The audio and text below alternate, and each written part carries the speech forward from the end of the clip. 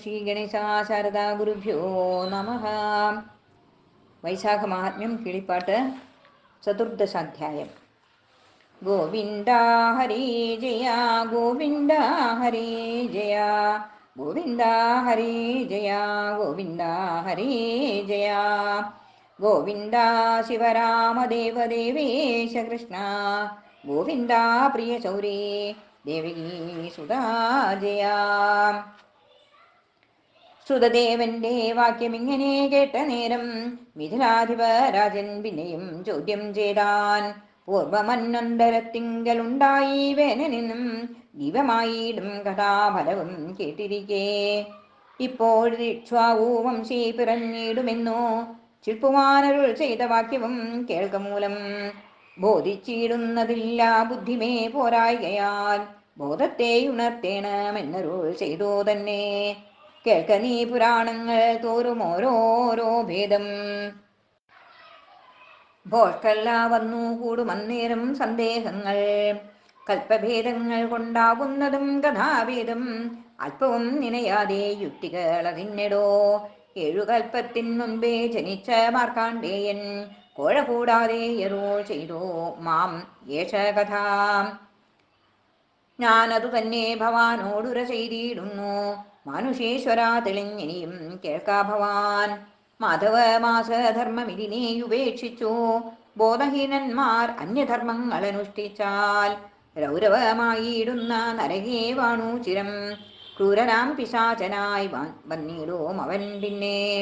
എന്നൊരു സൂക്ഷ്മധർമ്മം അറിവാനൊരു കഥ മന്നവാ കേട്ടുകൊള്ളുക നീ സാദരം ചൊല്ലാമെടോ. ധാത്രിയിൽ ഗോദാവരി തീരത്തു ബ്രഹ്മേശ്വര ക്ഷേത്രമുണ്ടതിനടുത്തെത്രയും വിഖ്യാതരായി ദുർവാസ ശിഷ്യന്മാരായി 2 പുത്രന്മാരുണ്ടായി. സർവവിദ്യാംഭോധീനിധി പാരകന്മാരാമവർ നിരപേക്ഷന്മാരായി ഭിക്ഷാമാത്ര അശനരായി വാരയും ഗുഹ തന്നിൽ മിക്കതും വസിച്ചിടും. സത്യനിഷ്ഠനും തപോനിഷ്ഠനുമെന്നവർ നാമം ശക്തിനിഷ്ഠന്റെ വൃത്തി മുമ്പിനാൽ പറഞ്ഞിടാം. സന്തതം നാരായണ കഥ കേൾപ്പതിന്നിച്ഛ ചിന്തയിൽ അന്യങ്ങളിൽ ആശയിൽ അവനേതും. കേൾപ്പിപ്പാനാളില്ലാതെ കേൾപ്പതിനാളുണ്ടെങ്കിൽ കേൾപ്പിപ്പാൻ അവനിച്ഛ വിഷ്ണു മാഹാത്മ്യമല്ലോ. രണ്ടിനോ ഉപ മന്യന്മാരില്ലാതിപ്പോൾ ധ്യാനനിഷ്ഠൻ വേണ്ട കർമ്മങ്ങൾ പാരം ചുരുക്കമൊന്നേയുള്ളൂ. കഥ കേൾപ്പതിനേകനുണ്ടെന്നാകിലുമെന്നാൾ കഥിപ്പാൻ ഒരുവനുണ്ടെന്നാലും അനുദിനം കർമ്മങ്ങൾ ചെയ്യയില്ല ഭോജനാദിയുമില്ല. നിർമ്മല കഥാസക്തൻ സർവജ്ഞനറിയ നീ വ്യാധിയാൽ നടപ്പതിനാളില്ലാതൊരു ഉപമൻ മാധവ കഥ തന്റെ ഗൃഹത്തിൽ നിന്നു ചൊല്ലും. ദുഷ്ടനായി തത്ര വാഴും സത്യനിഷ്ഠനോമെന്നാൽ കഷ്ടമെത്രയും കോപതോയത്തിൽ കുളിച്ചിടും. സൽക്കഥ കേളായികയാൽ ബന്ധുവർഗത്തിൽ തൃഷ്ണ മേൽക്കുമേൽ വർദ്ധിച്ചിടുമെന്നുള്ള ഭയം കൊണ്ടും കേശവൻ തന്നെ കുറിച്ചുണ്ടാകൂ ഉണ്ടാകും രതിയോ മാസു പോയിടും. കഥ കേൾക്കുമ്പോൾ ശ്രദ്ധയുണ്ടാം. സാധുക്കളാകും ബന്ധുജനത്താൽ അതുകാലം ചേതസീ മഹൽ ജ്ഞാനമുണ്ടാകും അതുമൂലം. ജ്ഞാനമില്ലാത്തവർക്കു കർമ്മങ്ങൾക്കില്ല ഫലം. നൂനം ദർപ്പണങ്ങളാൽ അന്ധന്മാർക്കെന്തോ ഫലം.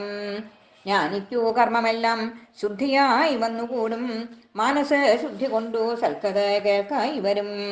ശ്രവണാജ്ഞാനം ധ്യാനം മനനമതും പിന്നെ ശ്രവണേ ധരിക്ക നീ സകല ജ്ഞാനങ്ങളും. മാധവ കഥ നഹിയായ ദേശവും നല്ല സാധുവൃന്ദവും ഹീനമായുള്ള വാസസ്ഥലം. കേശവക്ഷേത്രം പശു തുളസി ഹീനമായ ദേശേ വാഴുകെന്നുള്ളതെത്രയും മഹാകഷ്ടം. ഹരിനാമവും കഥാ സാധുവർജിത ദേശേ നരന്മാർ മൃതരായാൽ സ്വാനനായി ശതജന്മം. ഇത്തമോർത്തനാരദം സൽക്കഥാരതനായി ചിത്തം മാധവേ ലയിച്ചിരിക്ക സദാകാലം. അന്യനാം തപോനിഷ്ഠൻ അനിശം കർമ്മസക്തൻ അന്യമൊന്നിങ്കലാശ സ്വകർമ്മമൊഴിഞ്ഞില്ല.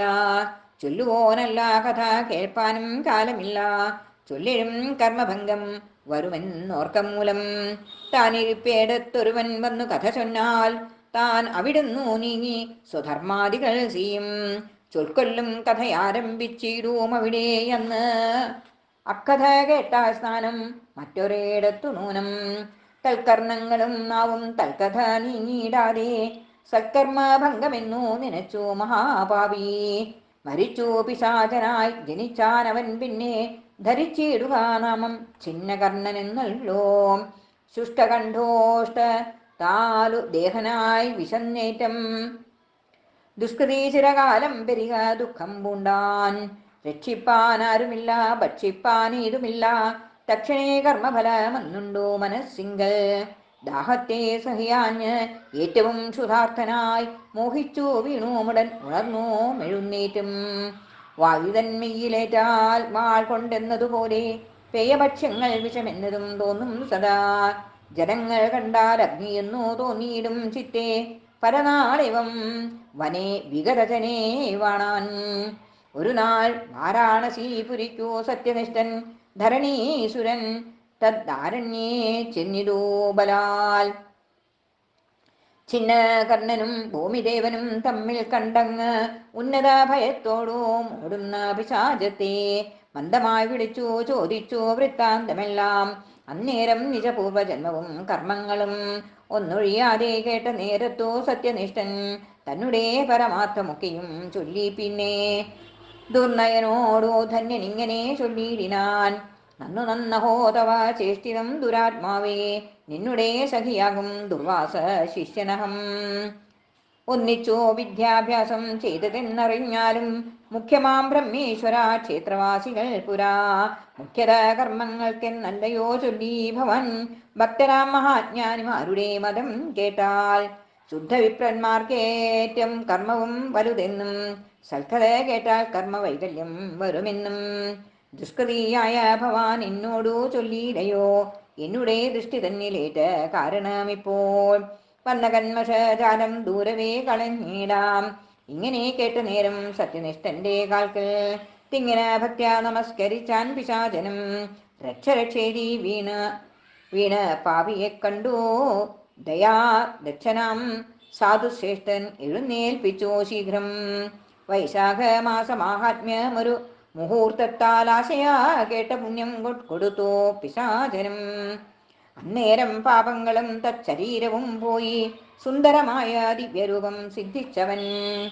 സത്യനിഷ്ഠനെ കൂപ്പി നമസ്കാരവും ചെയ്തു സത്വരം ദിവ്യയാനം ഏറിപ്പോയി മറഞ്ഞിതു.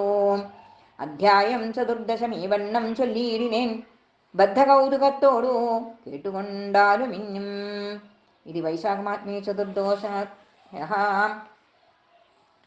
ഗോവിന്ദ ഹരേ ജയ ഗോവിന്ദ ഹരേ ജയ ഗോവിന്ദ ഹരേ ജയ ഗോവിന്ദ ഹരേ ജയ ഗോവിന്ദ ശിവരാമദേവദേവേശ കൃഷ്ണ ഗോവിന്ദ പ്രിയശൗരേ ദേവകീ സുതാ ജയ. ഓം ശ്രീ മഹാവിഷ്ണുവേ നമോ നമഃ.